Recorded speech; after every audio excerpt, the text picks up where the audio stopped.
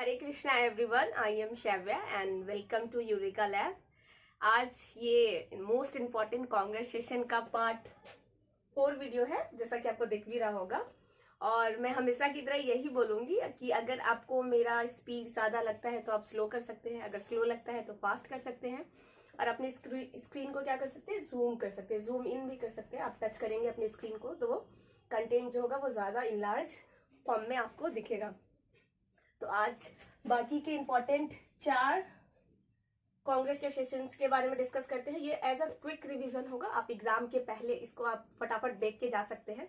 ऐसे नहीं है कि बहुत ज्यादा दिमाग लगाना होगा। आप होता है ना, फटाफट रिवाइज करने के लिए अगर एक ही कंटेंट में बहुत सारा इन्फॉर्मेशन मिल जाए, एक ही टॉपिक में बहुत सारा इन्फॉर्मेशन मिल जाए, तो उस तरीके से आप इसको ले सकते हैं। तो स्टार्ट करते हैं। सबसे पहला है 1920। तो 1920 का कांग्रेस का सेशन कहाँ हुआ था? तो नागपुर में हुआ था। नागपुर आपको पता होगा कि कहाँ है, ये महाराष्ट्र में है। महाराष्ट्र में है नागपुर। और इस सेशन को लीड किसने किया था? तो सी विजय राघवाचारी ने किया था। और इसी सेशन में 1920 में एक्चुअली क्या हुआ था, गांधी जी क्या प्रपोज किए थे? Non cooperation movement. आपको पता है नॉन कॉपरेशन का मतलब क्या होता है कि कॉपरेट करना। ऐसे कहते नहीं है, ट्रेन वगैरह में जाते हैं तो अगर सीट वगैरह नहीं मिलता है तो कहते हैं भाई साहब थोड़ा सा कॉपरेट कर लीजिए, बहुत बगल में ही जाना है। हालांकि जाना होता है बहुत दूर, पर थोड़ा थोड़ा कॉपरेट करते करते लोग चला ही जाता है। तो बिल्कुल आप वैसे ही समझिए, कॉपरेट का मतलब होता है एक साथ थोड़ा कॉपरेट, मतलब एडजस्ट कर लेना। और यहाँ पे लिखा हुआ है नॉन कॉपरेशन, मतलब कि गांधी जी ने प्रपोज किया था कि हम अब ब्रिटिशर्स के साथ कोई भी किसी भी तरीके का क्या करेंगे, कॉपरेशन बर्दाश्त नहीं करेंगे, कॉपरेट नहीं करेंगे उनके साथ। तो गांधी जी ने प्रपोज किया था 1920 में नागपुर के सेशन में नॉन कॉपरेशन मूवमेंट के लिए। और यहाँ पे एक और चीज हुआ था कि कांग्रेस के कॉन्स्टिट्यूशन के लिए, कॉन्स्टिट्यूशन जैसे आपको पहले भी बताया था पहले वाले वीडियो में कि किसी भी काम को करने से पहले क्या होता है, उसका एक रोड मैप तैयार होता है, कैसे काम करना है, क्या करना है। तो कांग्रेस का जो न्यू कॉन्स्टिट्यूशन है वो इसी वाले सेशन में क्या हुआ था, फ्रेम्ड आउट हुआ था। ठीक है, तो ये हो गया 1920 का। तो आपको समझ में आ गया होगा 1920 में क्या हुआ था, गांधी जी ने नॉन कॉपरेशन मूवमेंट क्या किया था, स्टार्ट किया था, उसके लिए प्रपोजल डाला था। नेक्स्ट क्या है 1922। तो आपको मैंने बताया था, आई थिंक पार्ट 1 में ही या पार्ट 2 में बताया था कि आप बिहार का जो दूसरा सेशन है, दूसरा, पहला वाला सेशन कहाँ हुआ था ये आप कमेंट में आप बताएंगे मुझे, और दूसरा वाला सेशन तो आपको सामने दिख रहा होगा। 1922 में कहाँ हुआ था, गया में हुआ था। तो गया आपको पता है साउथ बिहार में है। अगर बिहार को इस तरह से लेंगे तो गया यहाँ पे है। ठीक है, तो क्या हुआ था, गया में हुआ था ये सेशन, 1922 में हुआ था। और इसमें मैंने बोला था आप 10 साल पीछे चले जाओगे तो क्या आता है, 1912 आता है। तो 1912 में कहाँ हुआ था ये हुआ था बांकीपुर में। बांकीपुर में हुआ था, बांकीपुर में हुआ था 10 साल पहले। 1912 में बिहार का जो पहला कांग्रेस सेशन था वो बांकीपुर में हुआ था। और जो दूसरा सेशन कहाँ हुआ है, तो ये हुआ है गया में, जो कि 1922 में हुआ है। और इस सेशन को लीड किसने किया है, तो सीआर दास, चित्तरंजन दास ने किया है। ये बंगाली थे। ज्यादातर लोग अगर जो बंगाल के होते हैं उसके पीछे जो टाइटल होता है, सरनेम होता है, वो दास होता है। तो आप इससे भी थोड़ा बहुत रिलेट कर सकते हैं। ये बंगाल के थे, बंगाली थे। और इसी टाइम क्या हुआ था 1922 में, क्या हुआ था कि मोतीलाल नेहरू, जो कि कौन है, जवाहरलाल नेहरू के क्या है, फादर है, उन्होंने क्या किया था, स्वराज पार्टी का क्या किया था, फॉर्म किया था, स्वराज पार्टी बनाया था। एक्चुअली मोतीलाल नेहरू और सीआर दास दोनों ने मिलकर बनाया था स्वराज पार्टी, जो कि बना था, बन के कब रेडी हो गया था, तो 1923 में हो गया था। आप कह सकते हैं इसके 1 साल बाद ही हो गया था।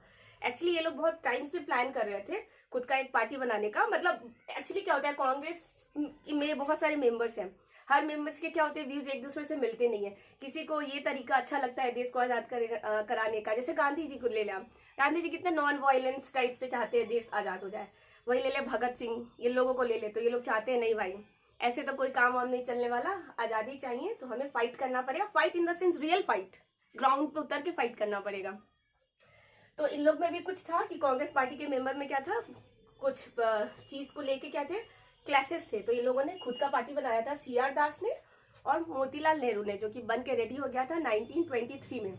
और आपको पता है 1923 में जब ये पार्टी बन गया था तो पार्टी बहुत अच्छा काम कर रहा था, बहुत फ्लोरिश कर रहा था सब जगह, बहुत सारे मेंबर्स इसमें आ भी रहे थे। लेकिन क्या होता है 2 साल बाद ही सीआर दास जी का क्या हो जाता है, मृत्यु हो जाता है। ठीक है। तो उसके बाद क्या हो जाता है, पार्टी थोड़ा थोड़ा करके डिक्लाइन हो जाता है स्वराज पार्टी। तो आप कह सकते हैं कि 2 साल तक बहुत ज्यादा फ्लोरिश करता है, बहुत अच्छे तरीके से काम होता है इस पे। तो 1923 में बन के रेडी हो जाता है 2 साल तक। 1925 में क्या होता है, CR दास जी का देहांत हो जाता है। उसके बाद ये पार्टी ग्रेजुअली डिक्लाइन करने लगता है। और एक और चीज, अगर बिहार पर्सपेक्टिव से आपको जानना है कि 1922 में क्या हुआ खास, वैसे भी 1922 का सेशन गया में हुआ है। तो एक चीज आपको बता दें कि 1923 में श्री कृष्ण नारायण ने भी क्या किया था, स्वराज पार्टी का क्या किया था, स्वराज दल का क्या किया था, एस्टेब्लिशमेंट किया था। उन्होंने स्वराज दल बनाया था। श्री कृष्ण सिंह, सॉरी मैंने नारायण बोल दिया, एक और नारायण है तो उससे थोड़ा बहुत रिजेंबल हो गया था। श्री कृष्ण सिंह ने बनाया था स्वराज दल 1923 में बिहार में। ये इनके फाउंडर थे।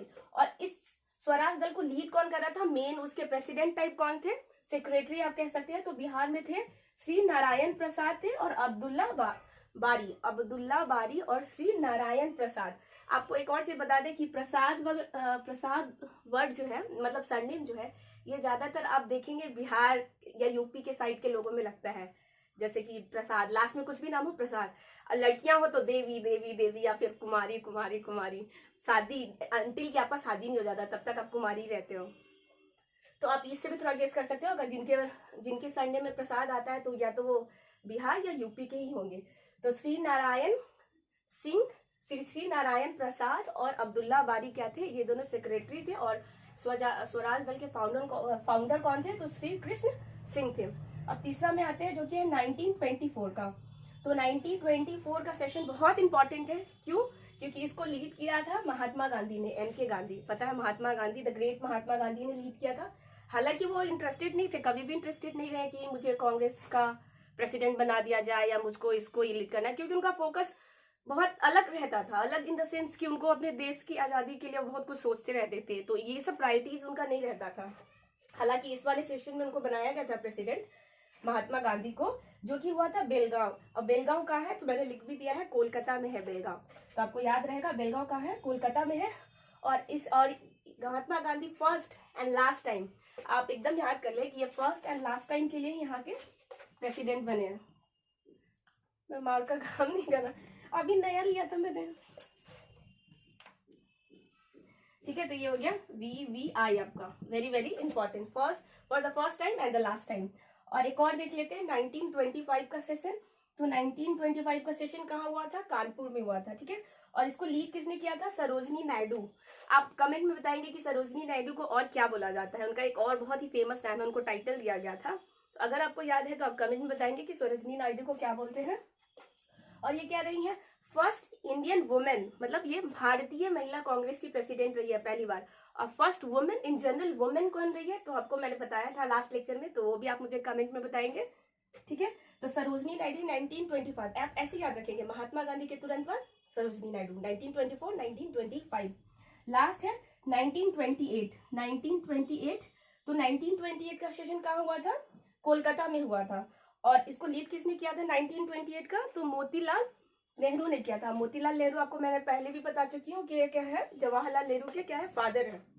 तो आपको ऐसे भी याद हो जाएगा, मोतीलाल नेहरू ने इस सेशन को लीड किया था। और यहीं पे क्या फॉर्म हुआ था, ऑल इंडिया यूथ कांग्रेस इसी सेशन में फॉर्म हुआ था 1928 में कोलकाता में बाई मोतीलाल नेहरू।